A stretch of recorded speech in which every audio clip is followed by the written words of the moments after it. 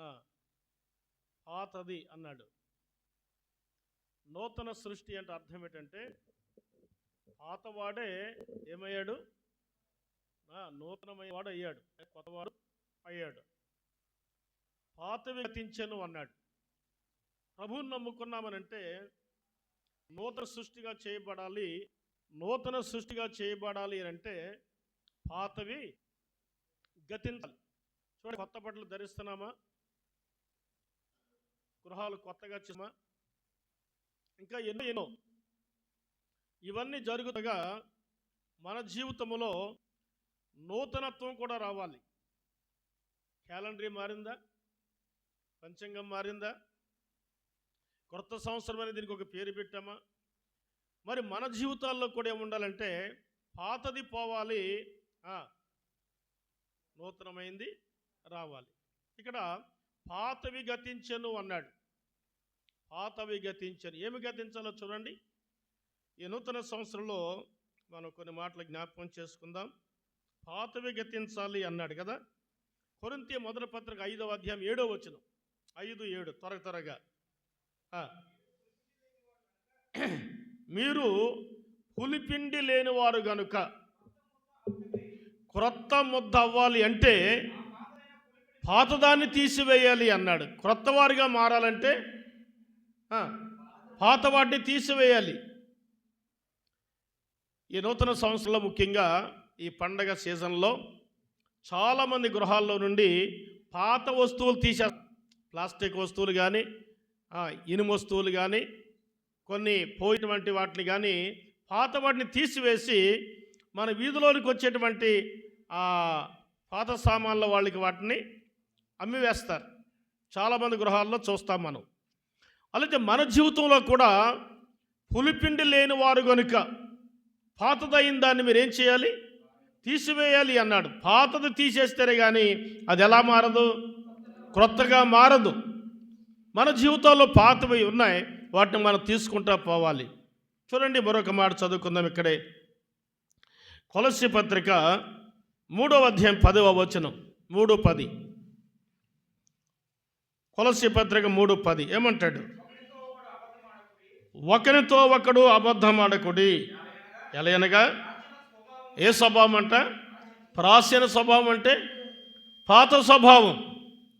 మీ ప్రాచీన స్వభావము దాని క్రియలతో కూడా మీరు పరిత్యాగించాలి. పాతది తీసివేయాలి.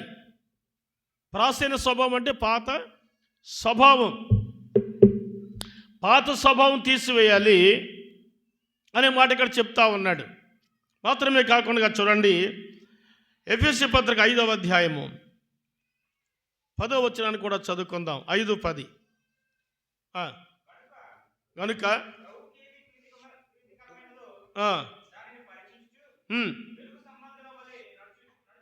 వెలుగు సంబంధం వలె నడుచుకునుడి,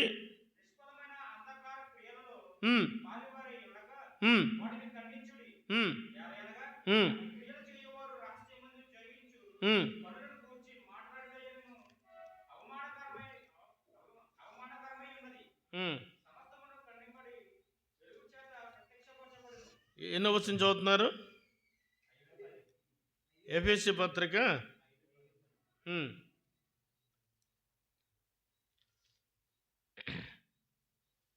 5:10 చదివారా? ఓకే. 7 చదువు, 6, 7 ఉన్నాయి, చదవండి. 6, 7 వచనాలు కదుపు చదవండి. వ్యర్థమైన మాటల వలన ఎవడు మిమ్మల్ని మోసపరచనీయకుడి. ఇట్టి క్రియల వలన దేవుని ఉగ్రత అవిధేయులైన వారి మీద దిగి వచ్చును. ఉండకుడి. మీరు పూర్వము చీకటి అయి ఉంటది. అమ్మ, మీకు అర్థమైందా? పూర్వం మీరు ఏమై ఉన్నారు? చీకటి అయి ఉన్నారు. అంటే అర్థం ఏంటి? పాతవి. పూర్వం చీకటి అయి ఉన్నారు అన్నాడు, అది పాతది. మరి ఇప్పుడు ఏం కావాలి? క్రొత్తది కావాలంటే వెలుగు. కనుక పాతదాన్ని వదిలేయాలి, పాతదాన్ని తీసివేయాలి, పాత వాటిని నెట్టివేయాలి, పాత జీవితాన్ని పూర్తిగా పారద్రోలాలి. చెప్పండి, క్రొత్త వారిగా మనము మారవలసిన వారిగా ఉన్నాం. కొరింథీయులకు రాస్తూ పౌలు కొన్ని మాటలు చెప్పారు, చూద్దామా? 6వ అధ్యాయం మొదటి పత్రిక చూడండి, 6వ అధ్యాయం 9 నుంచి చదువుదాం.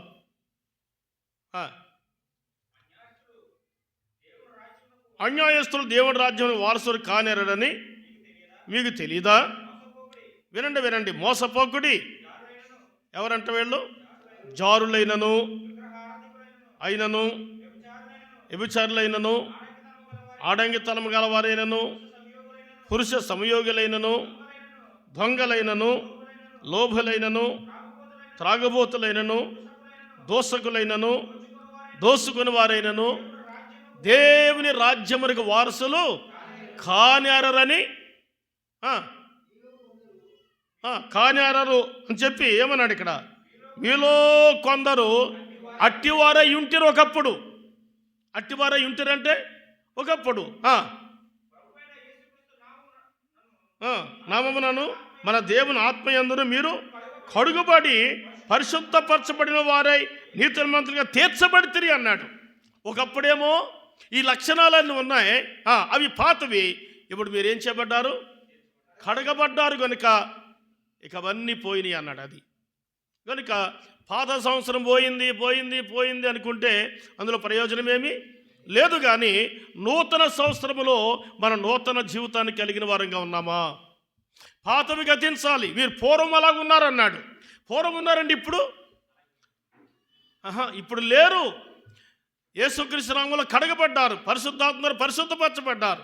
కాబట్టి పూర్వం మీరు అలాగున్నారు, కానీ ఇప్పుడు మీరు అలాగున లేరు అన్నాడు. పూర్వం మీరు చీకటి అన్నారు, ఇప్పుడు ఏమై ఉన్నారు? వెలుగై ఉన్నారు అన్నాడు. ఒకప్పుడు పులిపిండి కనుక మీరు పులిపిండి లేనివారు అన్నాడు. ఒకప్పుడు పులిపిండి కలిగిన వారు, ఇప్పుడు మీరు లేనివారు అన్నాడు. ఒకప్పుడు మన జీవితం చీకటి, ఇప్పుడు వెలుగుమయంగా ఉండాలి. నూతన సంవత్సరం వచ్చింది అని సంబరం కొట్టుకుంటే కాదు. కొత్త బట్టలు, కొత్తగా అలంకరించబడిన గృహాలు, ఇక ఏమైనా చెప్పాలి కదా. ఇవన్నీ ముఖ్యం కాదు మనకి. ఏది ముఖ్యమైనది? నూతన జీవితం. దేవుడు కోరుకునేది అదే. కనుక పాతవి గతించెను, ఇదిగో సమస్తమును క్రొత్తవాయును అన్నాడు. పౌలు సాక్ష్యం చూడండి, తిమోతికి రాసిన మొదటి పత్రిక 1వ అధ్యాయం 1:12 చదువుకుందాం. తిమోతి మొదటి పత్రిక. పూర్వం అంటే ఇప్పుడు చెప్పండి, కాదు అని. పూర్వం అంటే అది గతించిన కాలం, అది ప్రాచీన కాలం, అది పాత కాలం, అది పాపపు కాలం. పూర్వము నేను దోషకుడను, హింసకుడను, హానికరును ఆయన నన్ను చాలండి. పూర్వము దోషకుడను, ఇప్పుడు కాదు. అంతేనండి. పూర్వం హింసకుడను, ఇప్పుడు కాదు. పూర్వము హాని చేసేవాడిని, కానీ ఇప్పుడు కాదు. కానీ గతంగా నీ జీవితం ఏమోయిందో దాన్ని వదిలి నూతన పరచబడాలి అంటే అర్థమేంటి చెప్పండి? మార్చబడాలి. అది పాస్టర్ గారు ఒక ఆయన ప్రసంగం చేస్తూ ఉంటే మారాలి మారాలి అని అంటే ఒక ఆవిడ బొంబాయి వెళ్ళి మంచి కటింగ్ వేయించుకుని కదా, చీర కట్టు అనేది పాతది కాబట్టి మంచి గౌను కొనుక్కుని కదండి, జోళ్ళు వేసుకునేటువంటి కాలుకి బూట్లు వేసుకుని ఇక ఆ బొంబాయి యొక్క అలంకరణతో ఇంటికి వచ్చి ఆదివారం చర్చికి వెళ్ళిందంట. మరలా పాస్టర్ గారు అదే ప్రసంగం చేస్తున్నాడు. ఏమని? అయ్యారు ఇప్పుడంటే ఇక నన్ను అనకండి, ఇదిగో చూడండి నా కటింగ్ మారింది, నా డ్రెస్సింగ్ మారింది, నా కాళ్ళు జోళ్ళు మారినాయి, నా వైఖరి అంతా మారిపోయింది. పాతది కొత్తది మారడం అంటే బట్టలు మారడం కాదు. కాబట్టి ఇదిగో పాతవి గతించినట్టు ఇప్పుడు నేను చెప్పిన ఏం చేయాలి? గతించిపోవాలి పాతవి. మనం ఏం కావాలి? ఇప్పుడు క్రొత్త వారం కావాలి. పాట పాడతారు చాలామంది కొన్ని సంఘాల్లో. అవి కాకుండా పాత పాటల్లో ఉంటాయి. క్రొత్త సంవత్సరం వచ్చింది బ్రదర్, మీకు వచ్చేమో. కొత్త సంవత్సరం వచ్చిందని ఒక ప్రత్యేకంగా పూర్వం దైవజనులు కట్టిన పాట ఉంది. కొత్త ఏడు మొదలయ్యను అని ఒక పాట ఉంది. కొత్త ఏడు మొదలైంది మంచిదే. కొత్త జీవితం వచ్చిందా గమనించాలి. కొత్త జీవితం అంటే ఏంటో దేవుని వాక్యంలో 5 విషయాలు మనం జ్ఞాపకం చేసుకుందాం. చూడండి, ఇక్కడ కొరింథీ 2వ పత్రిక 5:17 చదువుకున్నాం కదా, మళ్ళీ అక్కడికి వెళదాం. తీయండి. కాగా ఎవడైనను ఎక్కడుంటేనట క్రీస్తునందు ఉన్న ఎడల నూతన సృష్టి. చాలండి, పాతవి చూసాం కదా ఇప్పటివరకునే. క్రీస్తునందు ఉన్న ఎడల నూతన సృష్టి అన్నాడు. నూతన సృష్టి అంటే దైవ గ్రంథం ఇలాగూ చెప్పబడింది. నూతన జీవితంలో ఏమేమి ఉండాలి, నూతన జీవితం అంటే ఏమేమి ఉండాలో కొన్ని మాటలు చూద్దాం. యెహెజ్కేలు గ్రంథం 36వ అధ్యాయము 26వ వచనం. 36:26 ఏమంటారు? ఓ నూతన హృదయం నీకు ఇచ్చేదను, నూతన స్వభావం మీకు కలుగు చేసేదను. అది పాత గుండె. రాతి గుండె అంటే పాత గుండె, పాత జీవితం, పాత స్వభావం, పాత లక్షణం తీసివేసి మాంసపు గుండె అంటే నూతన గుండె.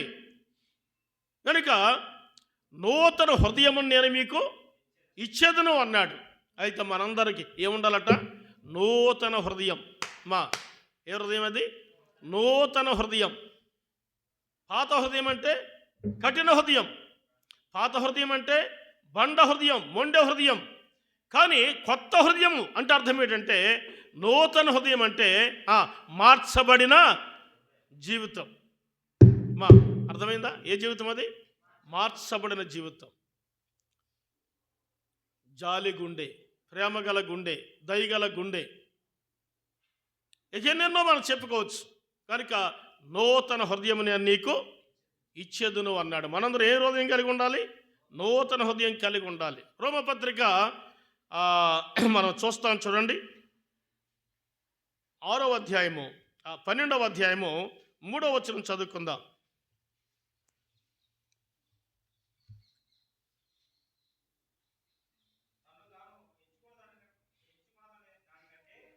మొదటి నుంచి చూస్తారా? కాబట్టి సహోదరులారా, పరిశుద్ధమును దేవునికి అనుకూలమైన సజీవ యాగముగా మీ శరీరములను ఆయనకు సమర్పించుకుని దేవుని వాత్సల్యమును బట్టి మిమ్మల్ని బతిమాలుకొనుచున్నాను. ఇట్టి సేవ మీకు యుక్తమైనది. మీరు ఈ లోక మర్యాదను అనుసరింపక ఉత్తమమును అనుకూలమును సంపూర్ణమునై ఉన్న దేవుని చిత్తమేదో పరీక్షించి తెలుసుకున్నట్లు ఏం మారాలట? మనస్సు మారి నూతన మగుట వలన అన్నాడు. ఏం మారాలట? మనస్సు మారాలి. మనిషి మారడం కాదు, అనగా వైఖరి మారడం కాదు. ఏముండాలి? మనస్సు మారి. మనసు మారుతుందా? మారిన మనసు ఉండాలి. పూర్వకాలంలో చక్కని కీర్తన ఉండేది, మారాలి మారాలి, నీ మనసే మారాలి. మారిన మనసు దేవునికి ఇస్తే ఫలితం ఉంటుంది అని. మనసు మారిన హృదయం మనకు ఉండాలి. ప్రభు దగ్గరికి వస్తున్నామంటే, వాక్యం చదువుతున్నామంటే, వాక్యం వింటున్నామంటే మన జీవితాలు మార్చబడిన జీవితాలుగా ఉండాలి. ఇంకొక మాట చదువుకుందామా? సమూయేలు మొదటి గ్రంథం 10వ అధ్యాయము 9వ వచనం చదువుకుందాం.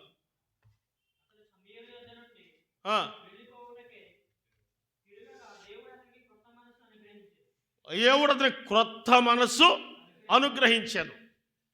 ఇది సౌలు కూర్చున్న సంగతి. కాబట్టి ప్రియులారా, నూతన సంవత్సరంలో ప్రవేశించామనే దానికంటే ప్రాముఖ్యమైన సంగతి నూతన హృదయాన్ని కలిగి ఉండాలి. నూతన హృదయాన్ని కలిగి ఉండాలి. ఇది దేవుడు మెచ్చుకునే కార్యం, దేవుడు సంతోషించే కార్యం.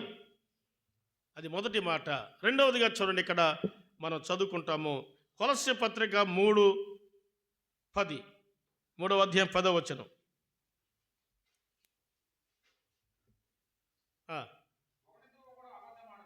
ఒకనితో ఒకడు ఏం ఆడకూడదంట? అబద్ధమాడకుడి.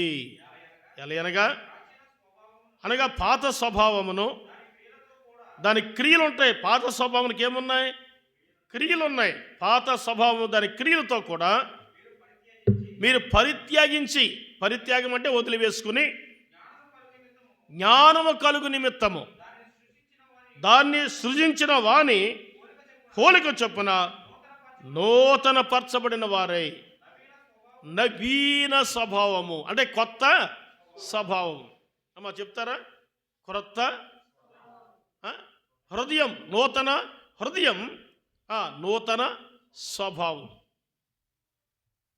ప్రభు సన్నిధికి వస్తున్నామంటే మనలో ఒక ప్రత్యేకమైన మార్పు రోజు రోజుకి రావాలి, రోజు రోజుకి రావాలి. ఎక్కడ వేసామంటే అక్కడే ఉండేవారము కాకూడదు. రోజు రోజుకి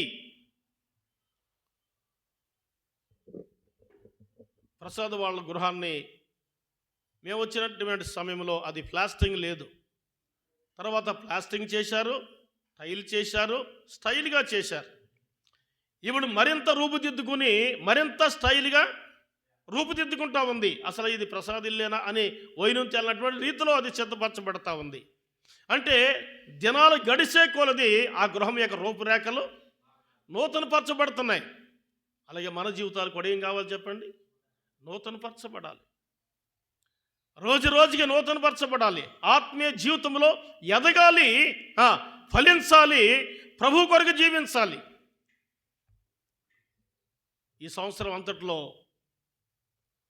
నేను ఎన్నిసార్లు బైబిల్ చదివాను, ఇప్పుడు ఎన్నిసార్లు చదవాలి, ఎన్ని పాటలు నేర్చుకున్నాను, ఇంకా ఎన్ని పాటలు నేర్చుకోవాలి, ఎంత ప్రార్థన చేశాను, ఇంకెంత ప్రార్థన చెయ్యాలి అని ఆధ్యాత్మికమైన విషయాల పట్ల మనం ఏం కలిగి ఉండాలి?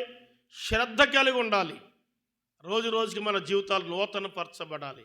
ఒక నెల రోజులు ఓ పాట నేర్చుకుని చూడండి. నెల రోజులు 30 రోజులు కదా, అదే పాట పాడుతూ ఉండండి. 30 రోజుల తర్వాత ఆ పాట మీ నోట్లోకి వచ్చేస్తుంది. పుస్తకంతో పని లేదు, మీ నోటి నిండా పాటలు ఉంటాయి.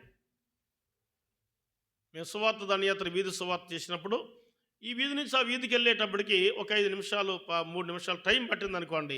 ఇక్కడి నుంచి అక్కడికి వెళ్ళేసరికి సువార్త కీర్తనలు పాడుతుంటాం. కొందరు సువార్త కీర్తన పాడంటే ఓ పుస్తకం తీసుకుని నిలికేసుకుంటా ఉంటాడు. ఆయన ఎప్పుడు పాడే వ్యక్తే కావచ్చు, కానీ నోట్లో ఏముండాలి? పాటలు ఉండాలి. హృదయంలో ఏముండాలి? వాక్యం ఉండాలి. ఆధ్యాత్మిక మనం రోజు ఎదిగే వారంగా ఉండాలి. మన ఫలాలు, మన యొక్క ఆత్మీయ జీవితం యొక్క ఫలాలు సంఘానికి కనపడాలి, సమాజానికి కనపడాలి. దేవుడికి ఒక ప్రత్యేకమైన రూపురేఖలు మన జీవితంలో కనబడాలి. అదే నూతన స్వభావము, నూతన స్వభావం, నూతన హృదయం, 2 నూతన స్వభావము అనే మాటలు ఇక్కడ లేఖనాల్లో చూస్తున్నాం. అపోస్తల కార్యముల గ్రంథం 17వ అధ్యాయం 19వ వచనం చూడండి. 17, 19.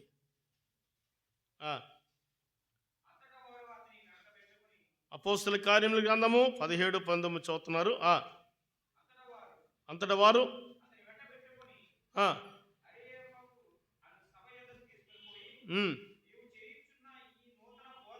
ఏంటది?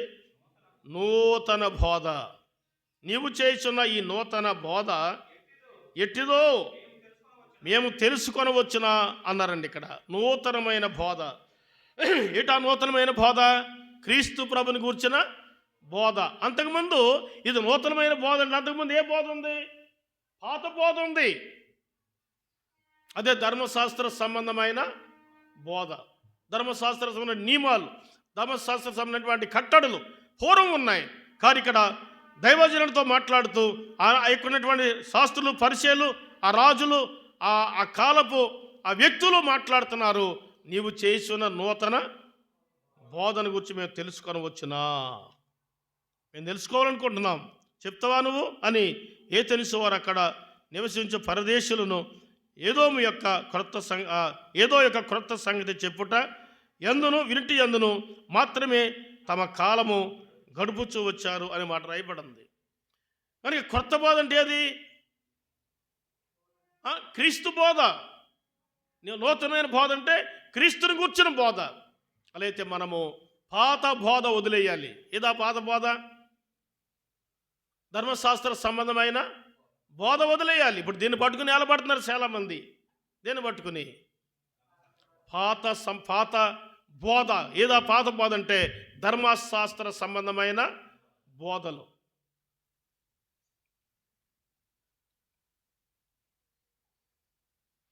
సంఘంలో కేకలేసమని ఎక్కడుందా అన్నాం అనుకోండి, చూడండి ఎరుకో పట్టణం చుట్టూ వాళ్ళు ఏమేశారు, ఎరుకో పట్టణం చుట్టూ వేశారు. యేసుప్రభు శిష్యులు వేశారా? మరి యేసుప్రభు వేశాడా? ఏంటంటే సంఘాల్లో నాట్యం ఆడుతున్నారేంటి, డ్యాన్సులు ఏంటి అన్నామనుకోండి, దావీదు చూడండి, అదే దావీదు కొత్త నిబంధన వాడా పాత నిబంధన వాడా? పాత బోధలు. చేతులు ఎత్తండి, అరే చేతులు ఎత్తమని ఎక్కడుందా అంటే పాత నిబంధనలో చూడండి, అది మోసే చేతులు ఎత్తలేదా? దావీదు అనలేదా చేతులు ఎత్తిన నైవేద్యం ఎలా ఉందని? క్రొత్త నిబంధనలో చేతులు ఎత్తలేని మాట ఒకసారి రాయబడింది. దాని గురించి ఏమన్నా తెలుసా? పవిత్రమైన చేతులు అన్నాడు. చేతులు అంటే ఈ చేతులు కాదు, పవిత్రమైన చేతులు అంటే పవిత్రమైన కార్యాలు, పవిత్రమైన జీవితం కలిగి అన్నాడు అనమాట. అక్కడ ఇలాగ కొత్త బోధ వేరు, పాత బోధ వేరు. వినండి, రొట్టె విరుచుడా అప్పుడు ప్రభు అయిన యేసుక్రీస్తు ఏం చెప్పారు? ఈ పాత్రను ఎత్తుకొని ఇది నా రక్తం వల్ల అయిన క్రొత్త నిబంధన. క్రొత్త నిబంధన అని చెప్పిన చేత పాతది కొట్టివేయబడింది. హెబ్రీ పత్రికలో సారిసారికి చెప్పాడు, పాతది కొట్టివేయబడింది, తీసివేయబడింది, ఎత్తివేయబడింది అన్నాడు. ఇవాళ చాలామంది అనుసరించే బోధ ఏంటంటే పాత నిబంధన బోధ. పాత నిబంధన మోషే ధర్మశాస్త్ర విధులు అనుసరిస్తే మోక్షానికి వెళ్ళే అవకాశము చెప్పండి అమ్మా లేనే లేదని గుర్తుపెట్టుకోవాలి. బైబిల్ సత్యం, బైబిల్ యొక్క సత్యాన్ని మనం గమనించాలి. మరో మాట చదువుకుందాం చూడండి. యోహాను సువార్త 13వ అధ్యాయం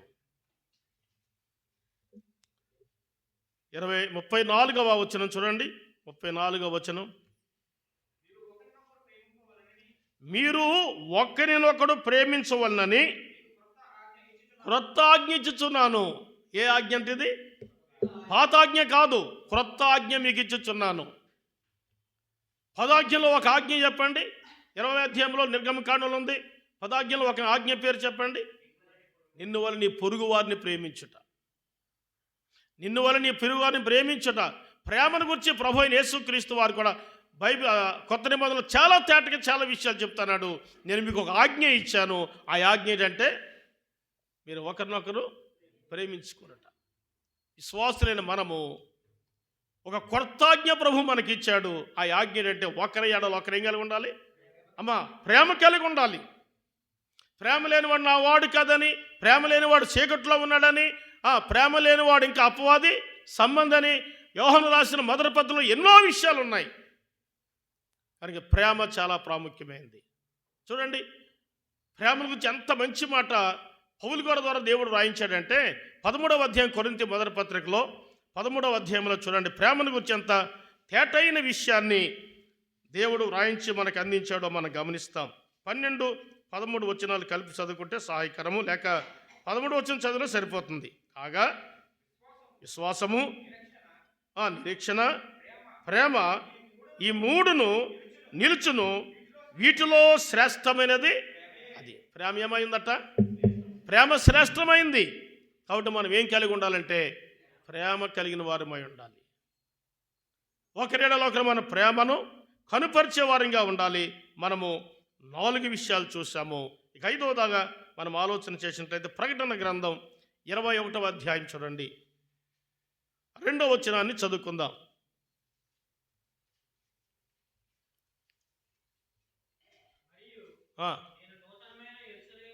నేను నూతనమైన యెరూషలేమును, ఆ పరిశుద్ధ పట్టణము.